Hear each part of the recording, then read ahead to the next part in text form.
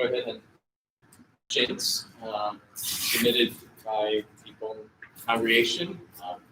Give a chance to be flexible and answer a number of different things. Last week we looked at what are some misconceptions about the end times and about that. And again, all of these are recorded and you can listen to them afterwards if you're not able to make it. This week, though, we'll have the question, kind of, why do we sing what we sing? What are some reasons that we sing more traditional hymns and psalms as opposed to more, I guess, contemporary Christian music? And there's a lot that can be said, so we'll go ahead and get started. But first, one reason why it's helpful to address this question, not only is to give kind of reasons for why we do what we are doing in worship and in the singing of the church. So first I wanted to start in Colossians 3, verse 16. Verse that might be familiar, but a good place to start. Colossians 3:16.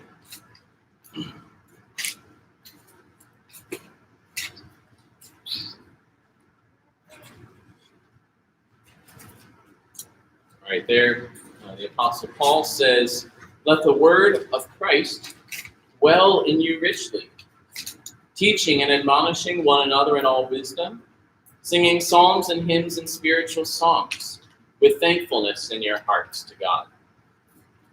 We'll see a couple from here. First of all, singing is one with the word of Christ dwells in you, and in you plural, among you as well. It is the way the word of Christ has some content to it. It is also being sung by you all, by the congregation. And it is being done with thankfulness in your hearts, ought to be rooted in your hearts, not just on your tongue, and being sung to God. It is both something that we do together, and Ephesians emphasizes more the idea that we are singing to each other, kind of provoking one another to the worship of God. Here in Colossians, the emphasis is a little bit more on singing to God, which of course is the center of worship. Now, with that kind of context in mind, and we'll get back to Colossians 3 as we go along. First, then kind of wanted to talk a little bit about these categories that I'm kind of dealing with. Traditional, contemporary. Not a huge fan of those terms, but we'll go ahead and use them. Categories of music. First, I want to note they're not strict categories. They have fuzzy edges. Also, it's not simply like one is good and one is bad. And there's variation within each one. There's some traditional hymns that I think we could do without, and then that we don't sing. And some contemporary songs are better than others. There's also two issues in discussing music choices. First, there are songs which simply are not good. They teach wrong things. They shape us in wrong ways. There's just some songs that shouldn't be sung. There's also songs that may be good, but not for public worship. They might be fitting if you are having a barbecue. They might be fitting in other contexts. They might be fitting in a concert. Concerts are good, but maybe are not fitting for public worship. So there's kind of two different the words that are used to describe them. They're more defined by style than by date. Contemporary music makes it sound like all songs that are written today are contemporary music, but that's not the case. Traditional church music can be written today. For example, the song that we sing during communion, or right as we come up to communion, the words are from Isaac Watts, but the tune was written by Rebecca Loomis, Pastor Servin's daughter, in the early days of our church. But it sounds like a traditional hymn tune. It's in that style. So they're more stylistic categories than chronological categories. And a lot of traditional hymns are popular today. Think of a lot of the traditional Christmas carols that everybody likes when we get to Christmas time, and all of a sudden the popular songs, a lot of them are traditional songs. So they're more when they were written per se. And I think more importantly, they're often defined by being developed in and made for different contexts. Traditional worship music is usually designed in the church and for the church and its gathered worship. If you think about how the psalters during the Reformation were developed, it was the church needing something to sing, and so they'd hire, someone to write the music and have some other people translate the Psalms, but it was being designed and overseen by the church, for the church, designed for that context. Christian contemporary music was designed in and for originally concerts, music festivals, outreach events, other informal occasions, and recordings by popular artists. Especially more the movements starting in the 60s would be people that you'd usually associate as traditional hymn writers, but did often write more for outreach events and not so much than regular worship of the church. So they're kind of transitional between those two categories. But I think the intended context, and the original context, kind of defines the way they developed and kind of helps them to fit certain contexts better. Also, so part of traditional hymns and psalms is that they're often have been in books, and these psalters and hymnals are usually a product of the church for the church. Like our Blue Trinity hymnal was developed by OPC and PCA working together. There's a new one that the OPC has done with the United Reformed Church. The Psalter we use is developed by the Reformed Presbyterian Church in North America. And so they can fit with the theology of the denomination that are putting them out. You can plug them into your projector, and as long as the band at your church learns it, you can sing a different song the next Sunday. So that we're not really quite evaluating them yet, but there's kind of just get an idea of these two categories. Any questions or observations yet before we start getting to reasons? Yeah. Have you thought about, or would it be included here, that contemporary, musically, just ignoring the word, but musically, contemporary Christian music tends to copy the popular non-Christian music, whose existence is entertainment, and that as if you use a musical form in worship that communicates entertainment, there's a I great would see that more in the idea that it was originally designed in a context for a concert. Because it's not, another thing that has changed is the non-religious music context has changed in recent years compared to older years. So some sacred music has been based on, I would call it non-Christian music, but non-religious music, folk songs. But often we don't really have folk music today. We have what you call pop music. So that there's a complication there as well. So the problem isn't so much borrowing things from non-religious music, but really developing it for a non-church context really lends itself to maintaining a lot of that atmosphere. How I would have my shot of explaining it. Mm-hmm.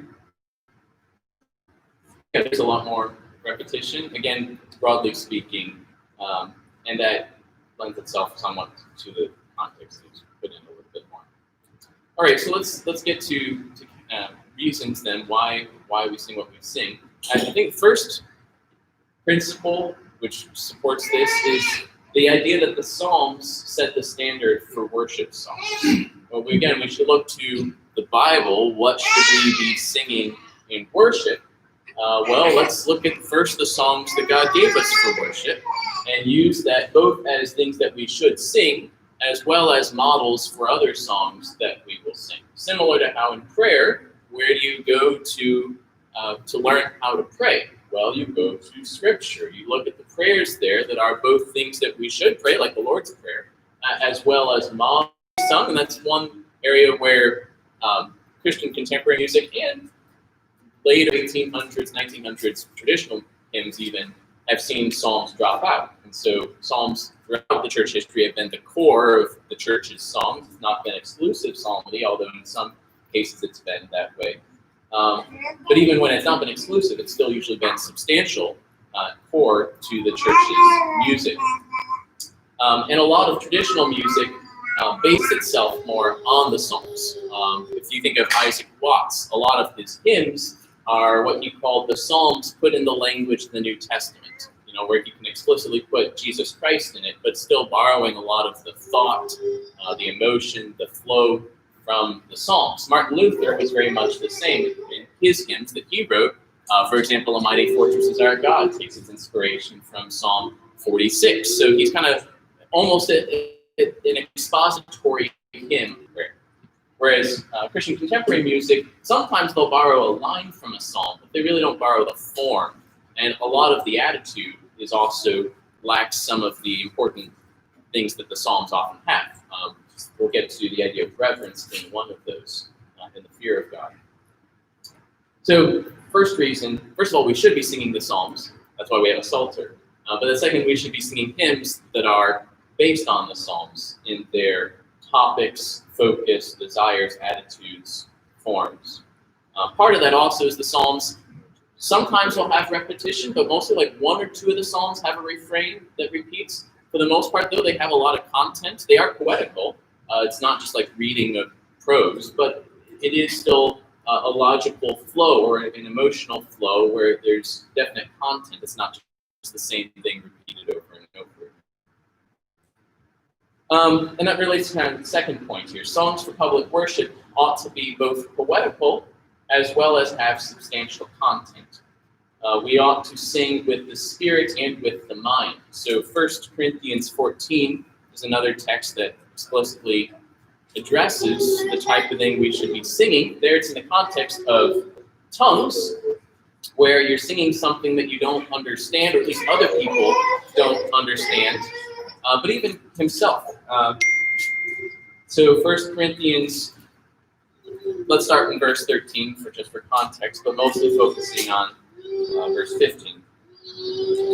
Therefore, one who speaks in a tongue should pray that he may interpret. For if I pray in a tongue, my spirit prays, but my mind is unfruitful.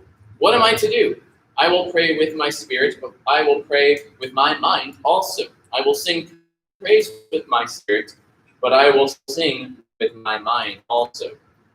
So it's important to Paul for worship, especially public worship, to be sung in a way that engages the mind, the understanding, as well as the spirit. And so the songs should have substantial content to them that engages the mind, not simply a mantra that kind of we were talking about meditation, something that just tranquilize or hypnotize someone. Third point here, songs for public worship ought normally to be designed for congregational singing, to engage participation from the whole congregation, not passively listening to a singer or a band. There could be an argument made for choirs. Certainly they were used in the Old Testament, but at the very least in the New Testament, the emphasis is on the whole people singing psalms and hymns and spiritual songs. Sometimes you'll have choral music that's designed for choral, but usually the stuff in the hymnal is designed to be sung by the people.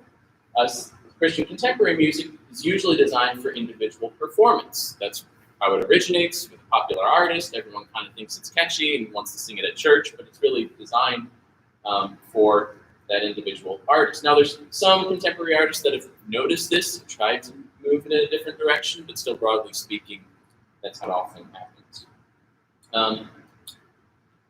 Also, number 4, as songs for the church, it is best when our songs are multi-generational. So part of being congregational is that it's also multi-generational, bringing the church together in a shared experience rather than shifting with current fads and fashions.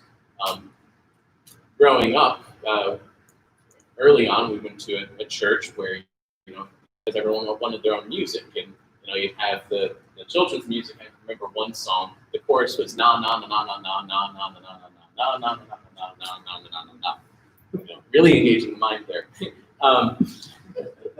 But and then you have the young adults and like the norm adults, and then you have kind of the older service where you might have some traditional hymns. But the goal of congregational worship is to bring everyone together in a shared experience with one heart, one voice, to sing together. And you want songs that you can sing for years. Think long term, not just short term. If you want to sing it well, something you can share with your children, something that can start to rest in your soul. Also multi-generational, not only with people that are there at the time, but also multi-generational using the history of the church as a way to honor. It's also useful to have some stability, such as promoted by a hymnal. It's helpful to root and unify the church to keep it together. I mean, if it was just up to me to pick whatever songs I wanted, we'd probably be getting all sorts of things, because I have a lot of hymnals at home, and sometimes they're songs that aren't in these hymnals, and not to say that would be wrong, but if it was just up to me, you would never know what I'm going to pick next week, and wouldn't be able to learn together as well. Also, hymns are like creeds. They often express what we as a people believe. They're not quite as fixed as creeds. We're still reciting the Nicene Creed from the 300s, but it's helpful to have some stability in the songs we sing, that we're still confessing the same faith that the church has confessed over the centuries. So there's an advantage to using expressions of the faith from across the history of the church. Probably a lot more to be said about that point. Let's go on to our fifth point. Songs for public worship and the way they're accompanied by instruments ought to encourage robust vocal participation from the congregation rather than discourage it. Going back to Colossians 3, the idea is for it to dwell among you richly and have all of you singing psalms and hymns and spiritual songs. Or think of the way the Psalms describe the singing. It's, shout for joy, make a joyful noise with loud shouts. So I sing with all my being. It's, really throwing yourself into the song. It's not kind of like mumbling along the songs as you listen to someone up there at front doing the music. And there's ways to do music in church that lend itself more to that, in my experience at least. Like I said, traditional church music generally does better than than Christian contemporary music. And that relates to the sixth point here. It's best that songs. No, some of these I say ought, some of these I say best. And that clarification on purpose. I think that mass. Well, in it's what you can hear, but maybe not so much in what you are yourself doing. But yeah, sometimes I should do that just to test it out. But, it's best that songs for congregational worship be able to be sung publicly and privately, in church, in family, and in private worship. A lot of Christian contemporary songs are great if you're listening to it in the car, and they're great if you are in a church with a big band and all the technology it takes to throw the sounds out there, but they're really kind of fall flat or harder to sing when you're trying to sing them on your own, or whether you're trying to sing them with a family. Again, my knowledge lesson, would I be, first of all, have you a few songs memorized? That would be helpful. Some people say, is it better to have hymnals, better to have projectors? I'm with hymnals, but actually even better is just have it memorized and not use either one. Personally, I think that it's better, especially because if you get thrown in prison, it helps. But also if you're at home, can you sing this as a family at home? If you're on your own, can you sing this even in your own personal worship? It's good to have songs that can be flexible enough, and the songs that are designed more for congregational vocal participation are going to fit that bill better. Do you need a band and expensive technology to get by? Or if you're live streaming services and you don't have a lot of technology, is the pastor able to lead the songs, or does he need to go onto YouTube and find the arrangements? That's just practical experience. It's a lot easier to lead music with traditional hymns and psalms using the live stream that we had compared to modern arrangements. And then finally, right, you could say maybe most importantly, I don't know, songs for public worship ought to be reverent. The verse on the front of our bulletin for this month from Hebrews 12, therefore let us be grateful for receiving a kingdom that cannot be shaken, and thus let us offer to God acceptable worship with reverence and awe, for our God is a consuming fire.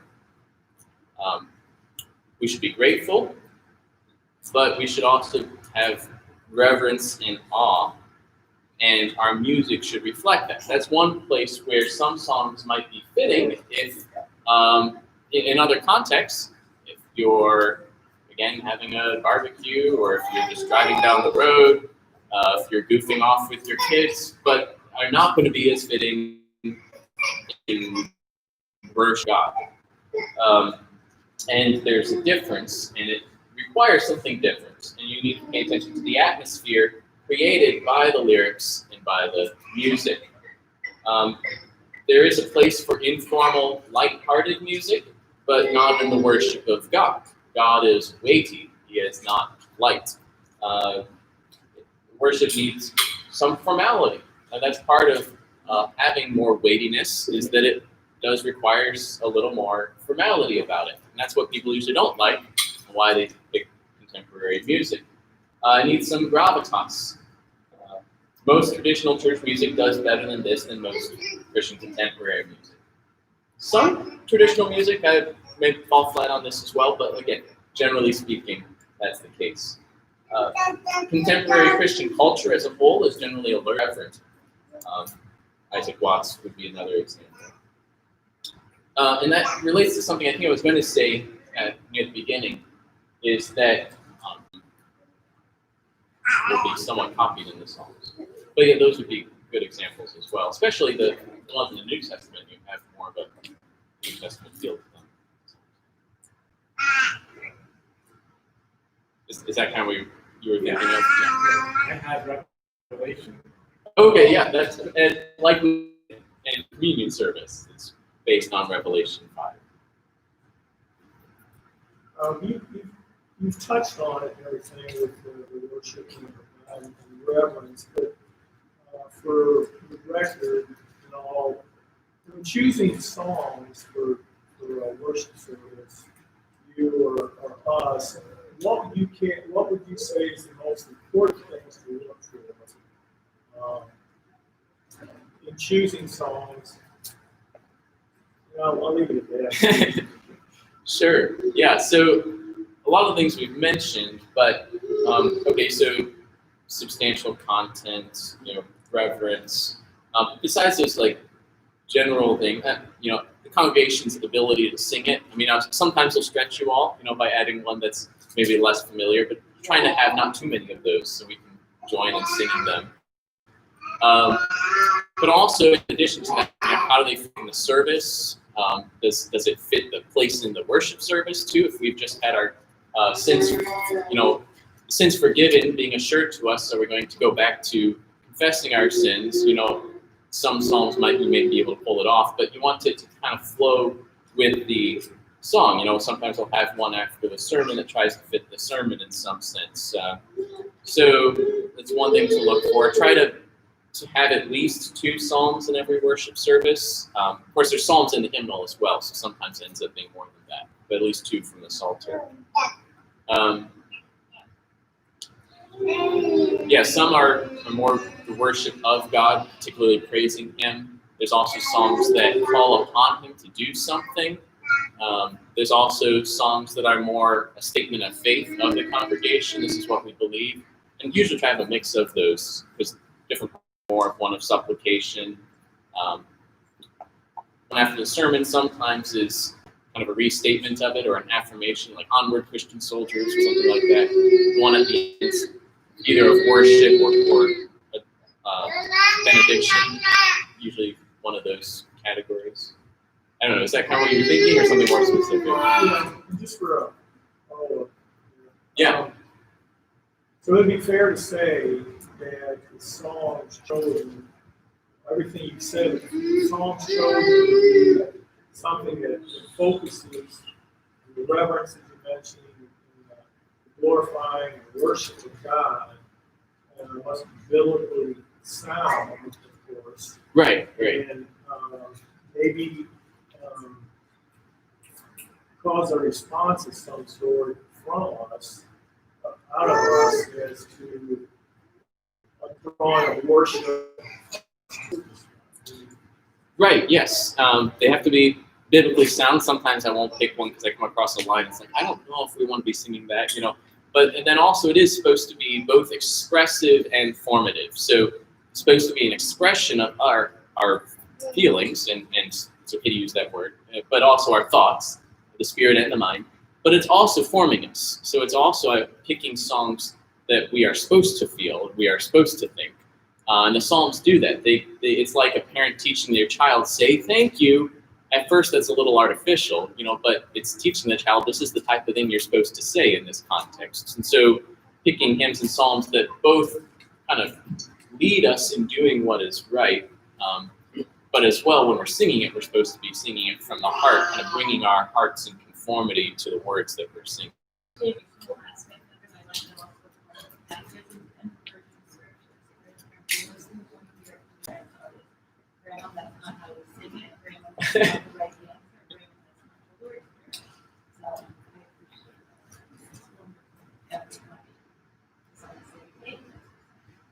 Right. Sometimes updates have to be made, but it's best if they're kept to a minimum because it's a disadvantage. Because you have different versions being used, and it helps to affirm that we're all saying the same thing that we've said, whether it's a catechism or even Bible versions. Not to be switching it around constantly. Like, well, but this one's better. I like this translation better in this verse. All right, now we're going to move to this one. Oh, hey, this one over here is better. I like this one for this reason. Let's switch. It does create a bit of chaos. It's the same idea with the hymnal. At some point, you might want to have a church switch. I know our denomination recently put together a new hymnal. A lot of churches changed, but you don't want to continually be doing that. Fortunately, there's a strong pressure to keep a lot of stuff from the old hymnals in the new hymnals, but it's still a change for people.